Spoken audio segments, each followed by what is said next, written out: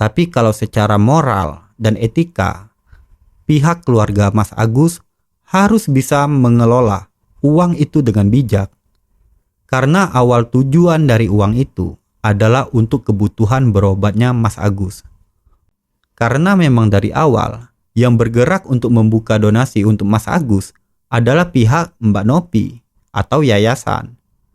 Jadi wajar kalau Mbak Nopi ingin mengetahui bagaimana jalan uang donasi itu. Biar tidak gagal paham, harap tonton sampai selesai. Assalamualaikum warahmatullahi wabarakatuh. Selamat datang di channel saya bersama saya Bang Ojan. Jadi hari ini saya akan membahas topik yang cukup hangat, yaitu kasus uang donasi antara Mas Agus dengan Mbak Nopi. Untuk teman-teman yang dari awal sudah mengikuti channel ini, mungkin sudah tahu kalau saya dari awal ngonten sudah memakai topeng. Tapi mulai sekarang saya tidak akan lagi memakai topeng. Karena saya ingin membangun kepercayaan antara saya dengan teman-teman. Dan juga banyak dari para netizen yang DM saya bahwa saya ini adalah konten kreator bayaran. Padahal saya juga baru mulai ngonten. Jadi siapa yang mau bayar saya? Oke, mari kita lanjut ke topik. Jadi sekarang ini lagi rame kasus uang donasi antara Mas Agus dengan Mbak Nopi.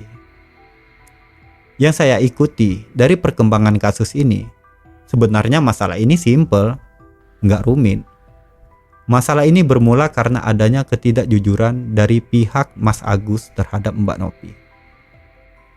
Jadi awalnya, pihak keluarga Mas Agus ini bilang ke Mbak Nopi bahwa donasi yang didapatkan dari Bank Deni atau Bank Densu itu masuknya berjumlah uang 500 juta rupiah.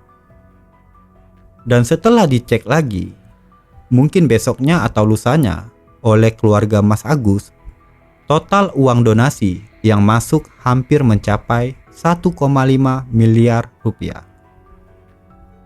Yang jadi masalah di saat itu, pihak dari keluarga Mas Agus tidak memberitahu kepada Mbak Nopi bahwa total jumlah uang donasi yang masuk hampir mencapai 1,5 miliar. Nah, awal mula masalahnya itu dari sini. Dari pihak keluarga Mas Agus tidak ada inisiatif untuk memberitahu ke Mbak Nopi bahwa berapa jumlah total uang donasi yang masuk di saat itu. Malah Mbak Nopi yang menanyakan ke pihak Mas Agus berapa total jumlah uang donasi yang masuk.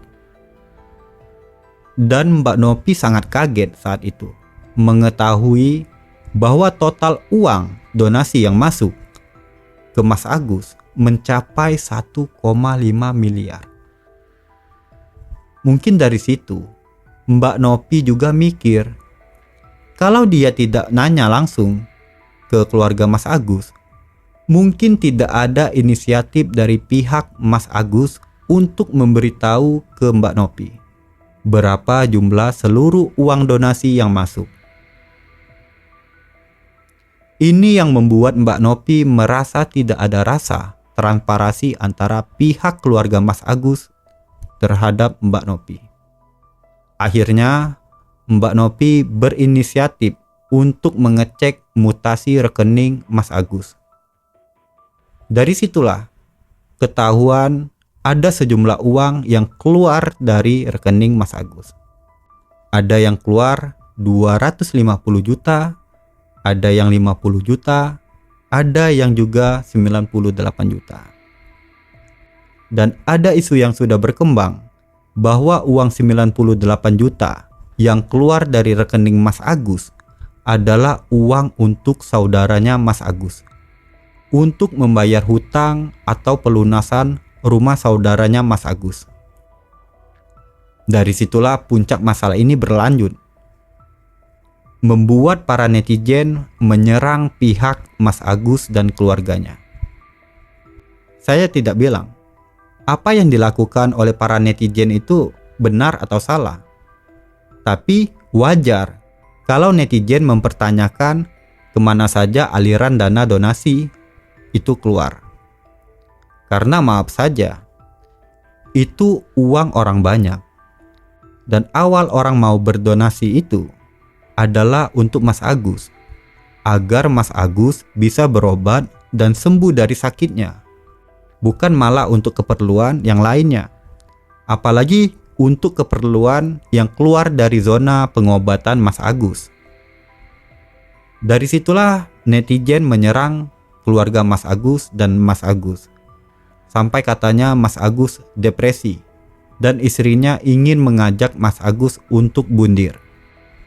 Memang begitulah netizen kita, sangat keras kalau menyerang orang yang menurut mereka salah.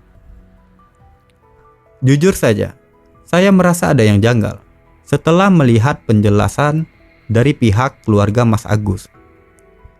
Mereka bilang ada pihak rumah sakit yang menolak Mas Agus, walaupun Mas Agus menggunakan cara berobat dengan pasien eksekutif atau kita kenal dengan berbayar. Malah pihak rumah sakit menyarankan Mas Agus untuk berobat menggunakan BPJS dan jangan berobat menggunakan cara pasien eksekutif atau berbayar. Sepengetahuan saya ya, cara berobat tidak seperti itu. Malah yang saya tahu, pihak rumah sakit akan sangat senang kalau kita berobat dengan cara berbayar atau pasien eksekutif, bukan menggunakan BPJS. Ini kebalikan. Malah rumah sakit menyuruh pasien untuk menggunakan BPJS, bukan untuk berbayar. Ini yang membuat saya itu merasa janggal. Saya tidak tahu apa tujuan pihak Mas Agus berbicara seperti itu. Tapi ini sama saja menjatuhkan pihak rumah sakit. Dan terlepas siapa yang benar, siapa yang salah antara Mas Agus dan Mbak Nopi, kalau secara hukum, uang donasi itu memang hak milik sepenuhnya Mas Agus. Tapi kalau secara moral dan etika, pihak keluarga Mas Agus harus bisa mengelola uang itu dengan bijak. Karena awal tujuan dari uang itu adalah untuk kebutuhan berobatnya Mas Agus, bukan untuk biaya yang di luar dari kebutuhan berobat Mas Agus. Kecuali kalau Mas Agus sudah berobat sana-sini, dengan adanya hasil atau tidak adanya hasil, baru bisa sisa uang itu untuk kebutuhan yang lain. Tapi tetap, kebutuhan yang lain itu adalah yang menyangkut untuk Mas Agus, bukan untuk yang lain. Dan pihak yayasan juga ada hak untuk mengontrol perkembangan dari pemakaian uang donasi itu. Karena memang dari awal, yang bergerak untuk membuka donasi untuk Mas Agus adalah pihak Mbak Nopi atau yayasan.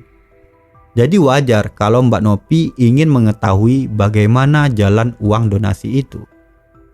Karena dia mempunyai tanggung jawab yang besar atas dari apa yang diberi oleh para donasi untuk Mas Agus. Jadi wajar kalau Mbak Nopi ingin mengetahui kemana jalan uang donasi itu keluar. Bukan berarti Mbak Nopi ingin menguasai uang donasi itu.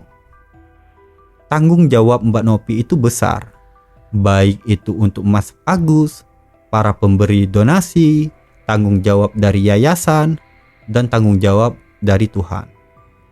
Saya juga berharap Mas Agus dan Mbak Nopi berdamai secara kekeluargaan.